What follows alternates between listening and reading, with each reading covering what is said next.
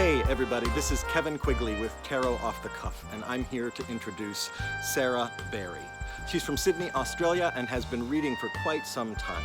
She's a Vipassana meditator, she's an occasional trapeze artist, and she rides one of the most fantastic, amazing, decorated, artistic bicycles you have ever seen. So, enjoy. Hello, my name is Sarah Barry, also known as Psychic Sarah. This is Tarot Off the Cuff, and I'm talking to you from Gadigal land in the west of Sydney, Australia. This is the Next World Tarot. And I'm not going to look at it just yet so I can have some suspense, but what do you do about when cards fall out? Because there can be this belief that if a card falls out, we're meant to work with it. And look, these are big cards. And so, well, we know it's not the Queen of Swords. I do take into account, I like to be very practical. I'd like to take into account that cards are actually awkward to shuffle. And so sometimes they fall out just because they're really awkward. And sometimes they're quite obvious, and I'm just going to let it be obvious. And Seven of Cups. Okay. The choices that we make as tarot readers.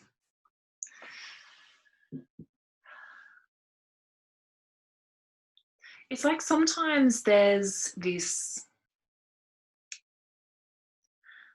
are several ways in which a tarot reading can go, and perhaps none of them are perfectly ideal, because does your client want the fairy tale version, the fantasy version? Do they want the hard cutting version? Do they want just a nice kind of just here for a bit of fun? I guess it's a thing, like when people come in for tarot readings, they may think they've got no expectations, but there's usually an expectation that at least they'll leave with some kind of further knowledge about themselves, about some insight into an issue in their life, things that I've been told throughout the years is like when people they come, so I'm just here for a bit of fun, and that can be great. I mean, tarot readings can be fun. You know, I mean, my clients, we laugh a lot during our readings. Sometimes less so if we're talking about really hardcore stuff, but there's usually a laugh in there somewhere. And so I guess in that context, it can be fun, but it's not really light, L-I-T-E.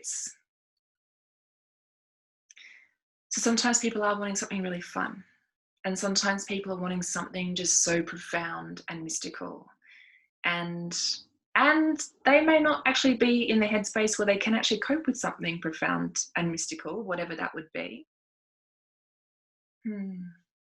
So I look at the Seven of Cups and I'm thinking, okay, so what are the choices that we make as tarot readers? Realizing that not only are we working with our craft, our tool, working with the tarot in the way that we choose to, and then having to meet with other people's expectations of how they would like us to work. And I would say the clearer that, as tarot is, the clearer that we can get about how we work, what we will and won't talk about, the better readers we can be, but also the less weird, vibey bullshit. So, for example, I'm not a medium. I don't talk to dead people. I have no interest in exploring mediumship. It's not my thing. It's not how I want to connect with people. There are plenty of people who do love connecting in with that, and they do that. So if someone wants to see a medium, they want to communicate with someone who's died, they should book in with someone who does that and loves doing that, and not expect someone who doesn't do that and who actually very clearly says on their website they don't do that, that's what, they should stick within those parameters. As tarot readers, we get to set boundaries about how we want to do our work, how we enjoy doing our work, and what we feel is the way in which we get to offer the best of ourselves, you know? So it's important that as tarot readers, we don't feel shame about what we do and don't do. Some people will be actually really into wanting to learn as much as they can about all forms of cartomancy and just all forms of divination, because they just love divination so much. They want to explore all the different parameters. And that is beautiful, because that means they will attract clients that are really into, like, yeah, a bit of this and a bit of that. And like, just the way I see it, I think whatever's meant to be said will be said, no matter which medium we're using, whether it's tarot, Lenormand, Kipper, just regular playing cards. Whatever's meant to be said will be said. And of course, whether it's palm or throwing crystals or reading runes, whatever's meant to be said will be said. But the words would be different, but the message would be the same. Would get there in the end to what it is that the person hopefully needs to hear.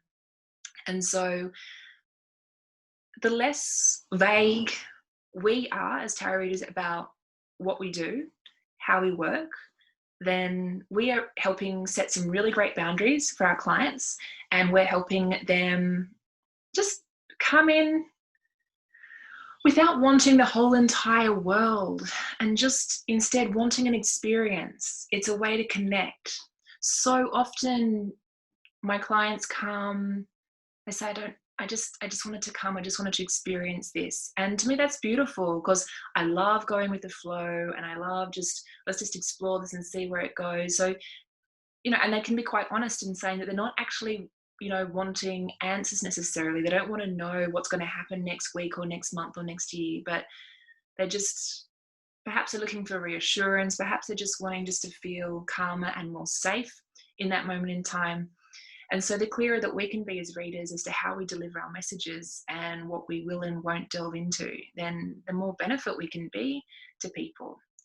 Sometimes I wish more people would read my website when they before they book in to see me, because it would actually really help them know for sure as to whether I am the kind of reader they're looking for. Nowadays, most of my clients do, and I do get feedback from people saying that they just read everything, they loved reading it because there's a lot of information there. And I like giving a lot of information, because I myself like to have a lot of information when I'm exploring other practitioners, other businesses. And also this means that then there can be no uncertainty, no mistake in terms of what people are likely to get when they come for me. But it is important to just get really clear and not necessarily do things that we kind of will expect what tarot readers would do. And just because certain tarot readers work in certain ways doesn't mean that we actually have to adopt that as well. Some of you might have mentors, people who are tarot readers who you look up to, who do work in a particular way. And whilst you might admire their presence and the way in which they carry themselves in the world, it doesn't mean that you actually got to work in the exact same way. You can find your own flow, and just to move away from the wishy-washy, waffly kind of who am I, what am I doing, and just get really clear, this is what I do, this is what I don't do. And sometimes it can be hard to know what to say to people when they do say, oh, can you tell me what my future husband's going to look like? Or can you tell me how many children I'm going to have? I do answer the latter question. I mean, it's we can look at it. I always say, I'm not going to give you exact numbers. We can just look at the potential, the possibility, the energy around what it's like for you to be having children. But I don't actually go into what a future anyone is going to look like, because for me, I don't work with visuals. I work with feelings, how it feels. That's what's more resonant for me, what's more real, more accurate for me. So if someone says, what does my future partner look like? I can say, well, I'm not going to describe to you what they look like, but what I can do is we can pull some cards and we can get a sense of what are some qualities that this person has. How will you know when the right person is there? What things to look out for, things to avoid, perhaps something to be wary of, like, hey, who's that ex coming back in? Maybe if you're feeling like this, maybe that's something to be wary of. So just kind of opening it up. And for me, what I hope for with my clients is that I'm not giving them this script here, do this, do that, but get in touch with your feelings, and because the intuition is there. The intuition is always correct. And I'll amend that. Intuition, I believe, is always correct, but our capacity to discern as to whether it is our intuition or our fantasies or our fears, this is where we can get into trouble. And so as practitioners, I think it's really important for us to get clear within ourselves to how our intuition feels, making sure that we're looking after ourselves in our own everyday life as much as we can. Like, life can still be really difficult sometimes. We might be going through a really hard time. We might be grieving. We might be under the weather. Our physical capacity may not be what it used to be. Sometimes our mental capacity may not be what it used to be. It doesn't mean that we can't work. We can still work. We're just working differently. And as long as we can be honest with ourselves about where we're at and looking after ourselves as best we can in that moment, then we're in a better position to be able to offer people a really good experience. And always, of course, being clear about what we will and won't do. Some people won't do medical readings. Some people won't talk about other people, about third parties. Want to talk to dead people. It's like you get to make that choice, and that's cool. And not wanting to talk about something doesn't mean that you're not experienced enough, and it doesn't mean that you haven't yet learned about it. It just means that you're just not interested. It's, if you don't want to study mathematics, don't study mathematics. It's not really that big a deal. Just because another tarot reader does it doesn't mean that you have to do it. Just do your own thing. Just relax with it, and you can still be curious about things and want to learn about things, but that doesn't necessarily mean you have to encapsulate it into your work. Like, several years ago now, it's about 12 years ago, I did some astrology study with a really amazing teacher here in Sydney, and they were private classes, and I didn't study it because I wanted to be an astrologer. I was just really fascinated at that time about astrology and learning how to read the charts and to get the math. She was like old school, like, it's like, right, we were making our own charts and getting all the mathematics, and we had all these ephemeris everywhere, and it was amazing. And she gave me the most beautiful intuitive homework, and I learned a lot. Can't really remember a lot of it nowadays. Remember once she just said to me, she's like, oh yeah, her Venus is in blah. I don't even know what she said. Need I say more? And I'm like, yeah, I think you do need to say more, because I don't actually know what that means if her Venus is in that, or her Neptune is in Pisces. Some of you listening go, oh, her Neptune was in Pisces. I know exactly what she was talking about. Who knows? But we do get to make those choices as tarot readers about what we will and won't do. So yeah, 7 of Cups. Move away from other people's fantasies. Get grounded in terms of what you as a practitioner really want to offer. When I say something like get grounded in terms of what, just have a good old think about it. Sit down with a cup of tea and brainstorm what you really enjoy doing, what you don't enjoy doing. Are there certain ways of working that you felt like, oh, I should really be doing this, I should really be learning more about that? And then going, is it just all about shoulds? Do you actually want to learn about that? And if you do, great, learn about it, incorporate it into your practice. But if you don't do it. Just sometimes people do ask me if I, do palm reading, for example, or just different queries I get about how I work. And my answer is, look, I'm very devoted to tarot. I'm so devoted to it. I'm in a deeply monogamous relationship with tarot. I'm not interested. I tried to learn and I'm like, oh, kind of interesting, but I don't get that feeling for it that I get about tarot. And so I just want to hang out with tarot. So whether it is that you do just want to hang out with tarot, or you want to hang out with various different forms, just get clear about it and why, so that when people make requests of you to work in a particular way that you don't want to, whether it's about the medium, the format, the style, people might say, I can just work without the cards. And it's like, well, I don't want to, because I'm a tarot reader, so I'm going to be working with the cards. And I actually have said to someone once, they insisted I worked in a particular way, and I says, well, we can either end the reading right now and you don't have to pay, that's fine. It was back in the old days when I probably wouldn't do that. It's like, no, you're here, you're going to have to pay. But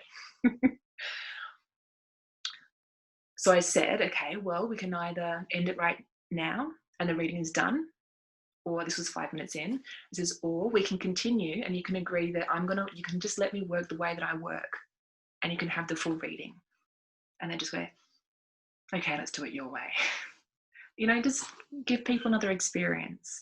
It's good for people to know that every reader works differently, has their own style. We're not all the same. We're not like the McDonald's, the same meal everywhere you go. It's going to be different and unique every single time. So get clear about what you do and don't want to offer. Let people know. Feel good about letting people what you do and don't offer. If they're wanting you to work in a way that you don't, just say, I don't work like that. Like I said on my website, I say my policy and ethics, I don't work like that. This is how I do work. Would you like to continue with the way that I work?